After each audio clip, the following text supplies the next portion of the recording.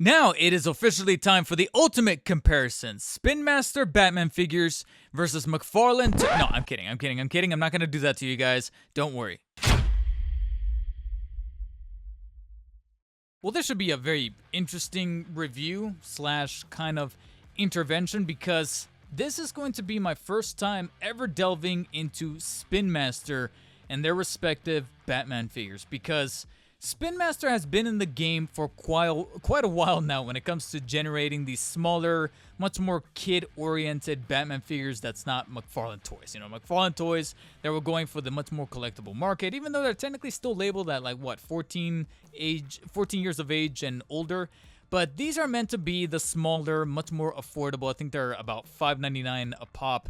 But they're mainly geared towards little kids. Every time that Spin Master creates anything Batman related, it's always got some kind of very colorful scheme for the suit, or it's got some gimmick, or it's got...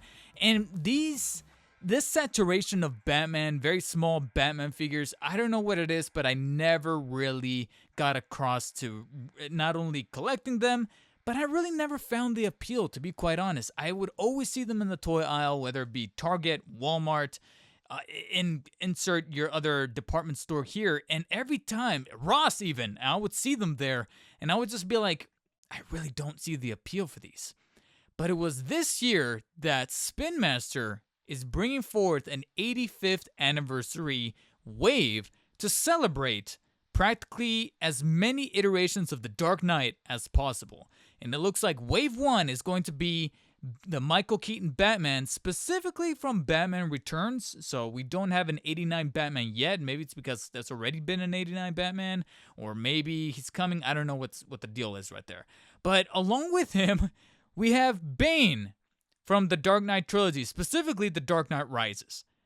And yeah, this is kind of a really weird partnership that we have going on for Wave 1. So these are the first two that are coming in Wave 1, Keaton Batman and Tom Hardy Bane. So I don't really see what the strategy was going on right here, but seeing as this is meant to be a wave that is going to be speaking to not only kids that like Batman, but also, as you can tell, adult collectors who are now tied to the 85th year-long lineage of Batman, you can definitely see where I'm coming from with this. This is finally the wave that's going to make me go, all right, Spin Master, let's see what I've been missing this entire time, why it is that people like these figures, and see if maybe this is the wave that's going to finally gateway me into collecting Spin Master Batman toys. And Spin Master, for the longest time, they've always been kind of like a carded-based company when it comes to dealing with their Batman figures. You can see right here that they're kind of harkening back to those days of the Kenner toys, which again were before my time, but I know I've seen images and videos of them packaged, especially when I go over to Frank and Sons and they have some of the old Kenner stuff still being up for sale at very extortion level prices. It's insane. But they're kind of paying a little bit of homage to that by giving us these really long, elongated, tall cards that admittedly look kind of neat. Granted, they have very weird artwork that is a little asynchronic. I don't know what it is about this artwork. I do like that you have the classic Batman symbol there that is very indicative of anything that's Batman merchandise. But then on the corner, you have a very cool looking logo that's very emblematic of the 85th anniversary for Batman. So it's cool that's part of that wave. And so you have that staple there that DC is utilizing for practically any piece of merchandising that is celebrating the 85th wave or 85th anniversary. And then you have this overall color scheming of black and yellow, which is very synonymous with Batman. But then the artwork itself is a little questionable. Of course, you have the respective logos from the properties they're from, Dark Knight Trilogy over here, and then Batman Returns over there with their names.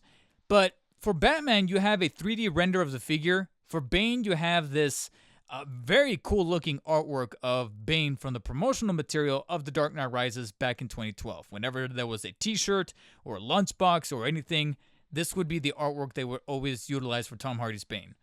But they didn't do that with Keaton Batman. They just used the 3D render, so I thought that was a little curious, a little weird. Then it gets a little simpler when you rotate it towards the back. You pretty much have all of this legal mumbo jumbo that Spin Master is known for. Every time Spin Master releases a figure, like 2/3 of the back of the box is always taken up by all of these warning signs, because since they're targeting a younger demographic, most of the time that younger demographic is, for the lack of a better term, really stupid. So you have to have all these warning signs to say, hey, this may or may not choke. Parents, watch your kids. And then on the top half, you of course have those renders again. Again, the Bane one is looking a little bit better. The logos, and then letting you know what other figures in the wave, which in this case is Bane, over here is Batman. But if you look a little closer, you'll notice that you have some really cool artwork in the background. You have the Joker right there from one of the comics, ha ha ha right there, and some stencils and logos of the Batman comics. I really wish that there was a nicer way to look at that artwork from behind, but it is what it is. That's pretty much the gist of the packaging. Pretty simple and straightforward, but still pretty collectible and have some nostalgic ties to that original days of Kenner that a lot of people like to collect. So now let's finally crack these bad boys open and see exactly what all the hubbub is all abubub. And here we have the little short kings, Michael Keaton's Batman from Batman Returns and Tom Hardy's Bane from The Dark Knight Rises. And here's the thing. I can see the collectability, I can see the affordability of such Spin Master figures because, like I said, it becomes a little bit of a slippery slope of finding them. They're only $5.99, they're very small, they don't take up all that much space, and you figure, you know what? I can grab them, right? I can just, take them home or whatever, and maybe they could even stay in the box for, like I said, the collectability, the nostalgia, but at the same time, maybe later down the line, they become a little rare, specifically this wave, since they're part of the 85th anniversary release. I don't know if I still am turning over to the camp of Spin Master figures just yet.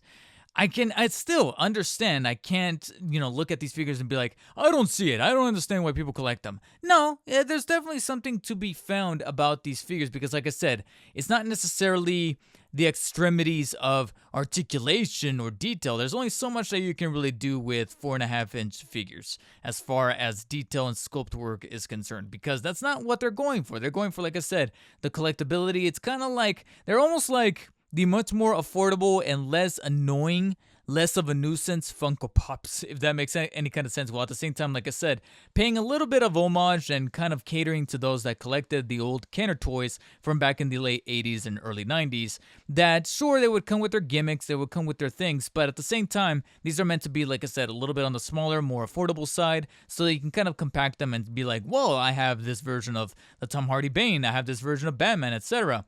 And right now, like I said, I'm not full on board Spin Master camp, but I can see a little bit of the appeal because when I pulled out Batman here, I did note that they did a pretty serviceable job of bringing forward the Batman Returns suit to life, and you can definitely tell that it's the Returns suit via the paneling of the abdomen, the specific design to the chest, and then of course the bat symbol that doesn't have the little tips at the end of the tail, so therefore you can definitely see it's the Returns version, along with of course the wings of the cowl, the overall sculpting of the suit. They got all the little details right, even in the 4.5-inch scale with the little bit of lining on the thighs. But then to me, the little detail that really stood out would have to be the little bat symbols and the way that everything kind of works and panels together for the boots. It's that specific detail that I looked at and went, you know what, they didn't really have to do that. They could have just slapped something very easy on there. But for a 4.5-inch $6 figure, little figurine, I'm actually decently impressed. I don't know if I'm that impressed about the cape itself because it's just a simple piece of cloth that's cut out in a very narrow fashion and it's tied to the top of the cowl very daintily like the way it's just holding on to dear life via these two little hooks or these two little tabs of the cloth just kind of hanging on to that right there. I can easily see a little kid just taking this and just ripping it off like almost instantaneously. Thankfully, don't really have to worry about that with me. But as you kind of navigate upwards, you'll see right here that I'm a little mixed on the head sculpt because even though they were doing a very decent job of replicating the cowl, and yeah, those are in fact Michael Keaton's lips, you can definitely see that that's Keaton underneath the cowl. What the hell is up with that expression? They gave him the side eye, which we criticized McFarlane a couple of times about already, but on top of that, it's not even off to the side. It's like looking down. It's almost like he's got this expression on his face like, I've seen some shit. He looks shooketh, as the kids like to say. It's almost like he wants to say, have you danced with the devil in the pale moonlight? because I have. It's hilarious, and I'll admit even a little bit charming, specifically since, like I said, it is meant to be the Keaton Batman. He's supposed to have a bit of a crazy eye from time to time, specifically when we get to Returns and he kills that one guy via the bomb that he then tosses in the sewer. So overall, this is in fact supposed to be that Returns Batman, that incarnation that's a little on the crazy side, a little on the nuts side. So even at the 4-inch scale, that's pretty cool and pretty robust. Just, of course, that's going to take a bit of a hit in other departments, and one of them is, in fact, the articulation. Not going to harp on it too much because, like I said, these are meant to be very small 4-inch collectibles, little collectible figurines.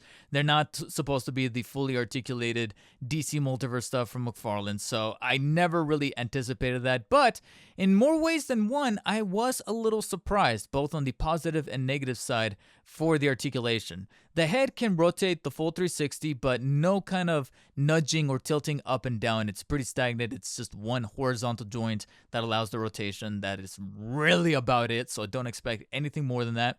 The arms can rotate vertically 360, and there is a hinge inside of the joint at the top of the shoulder that allows extension beyond the 180-degree angle, so you can technically rotate and lift the arms a little above shoulder length, so that's actually pretty decent, pretty cool. Then you have the elbow joints where you have both a 90-degree bend, right about right there, and then a full-on 360 swivel. So no bicep swivel or even wrist swivels of any kind. You simply just have one swivel and one bend at the elbow. That's really about it. You don't get any other kind of arm rotation or joints happening right there. Even if the flexibility of the gauntlet feels almost like there's a joint in there. At one point, I thought to myself, maybe there is one, but alas, there is not. Any kind of swiveling you get is really from the elbow. And if that was slightly disappointing, it gets even worse with the mid-torso. Spin Master decided to say, you know what? We want these things to be really well sculpted, so we're going to cut out the joints. So there's absolutely no joint or any form of articulation whatsoever on the waist or in the mid-torso. All this is just one giant solid piece. So even though it kind of retains a little bit of the details specifically for the Returns bat symbol, or the bat suit, it's a bummer that it means that there's no kind of turning whatsoever. But at least you get some pretty good movement for the top leg joints that can flex forwards about that far forward. A little bit towards the back, but really good for the extension on towards the sides. A full 180-degree flat stance right about right there. Then we get a little crazy with the swiveling, because you'll notice that you actually have a swivel cut on the thigh that can fully rotate 360 degrees, even though it feels a little gelatinous in hand because of the way that the plastic is sculpted.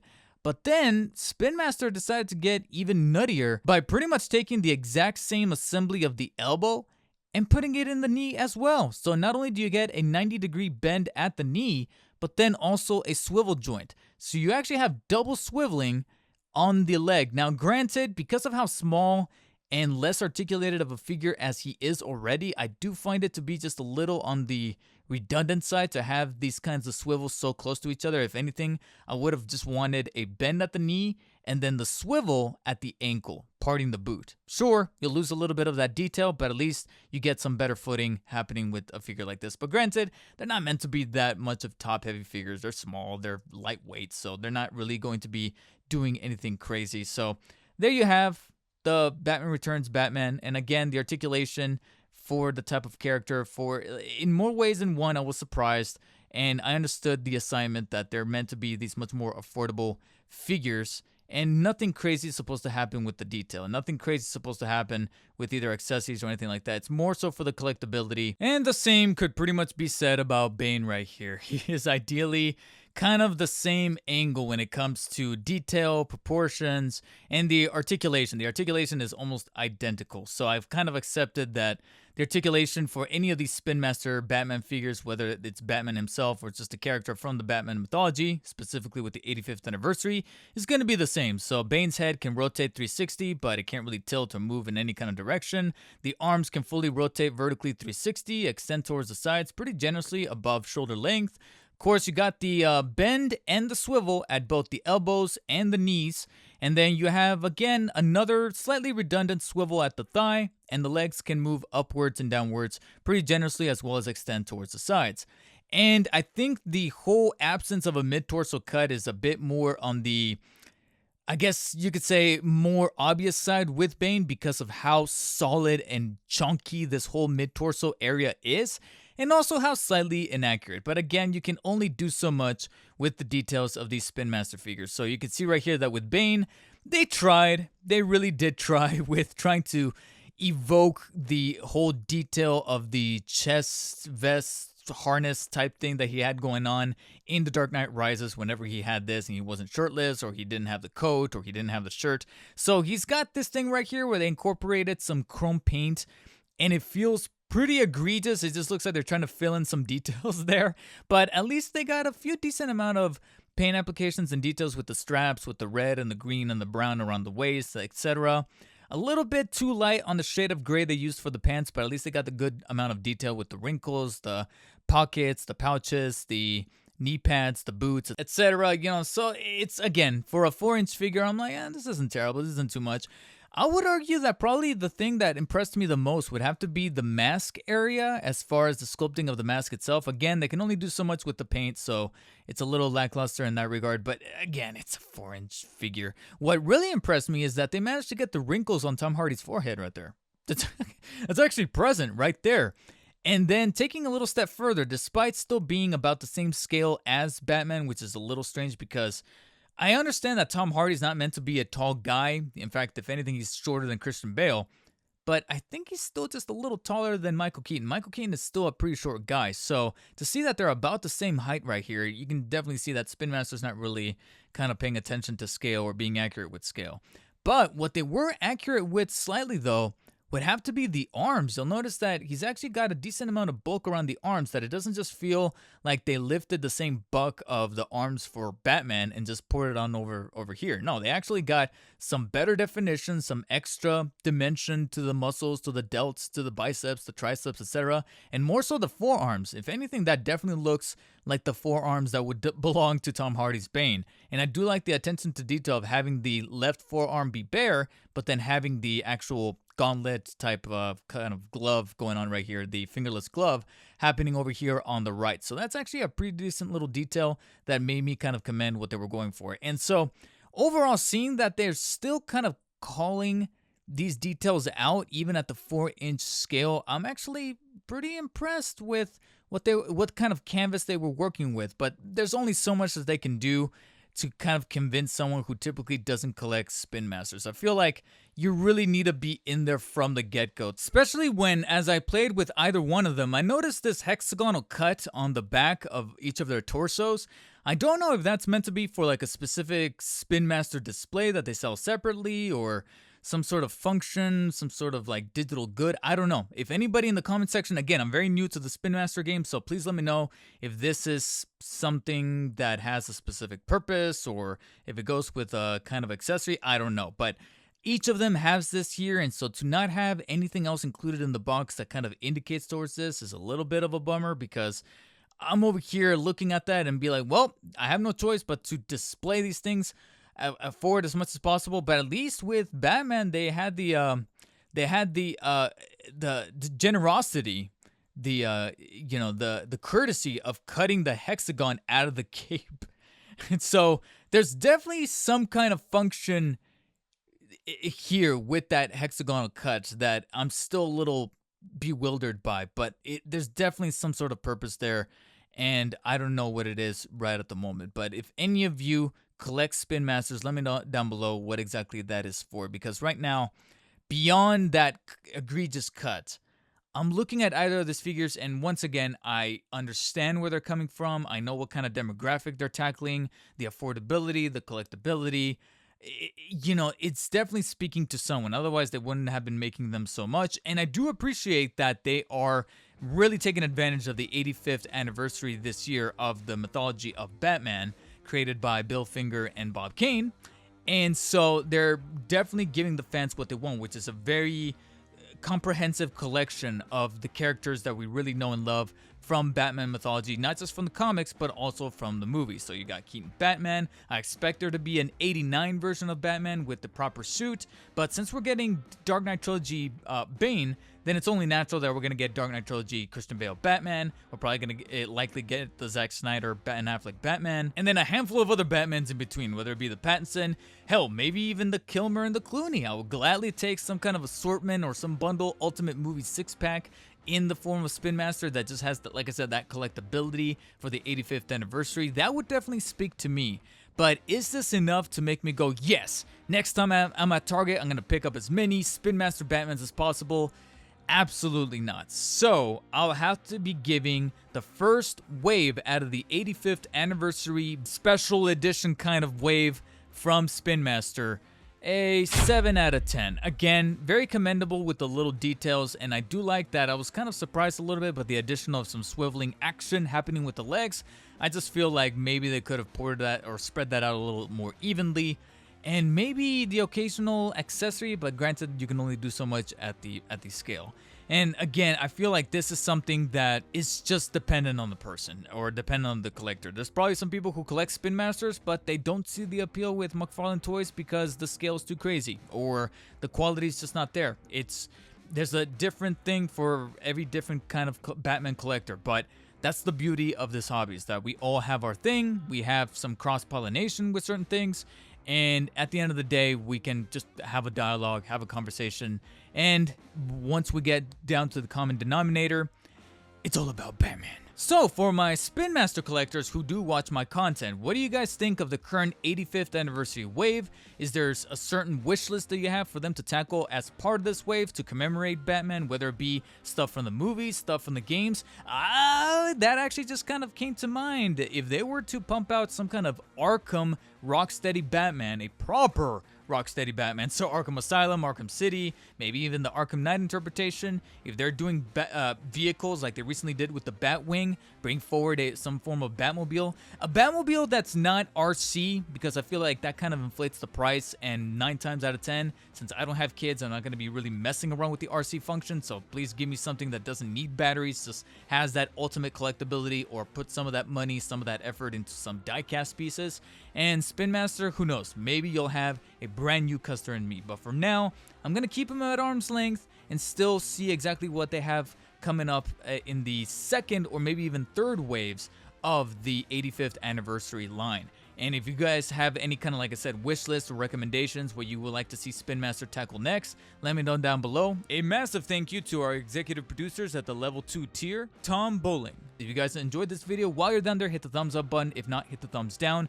And as always, stay humble. I'll see you guys later.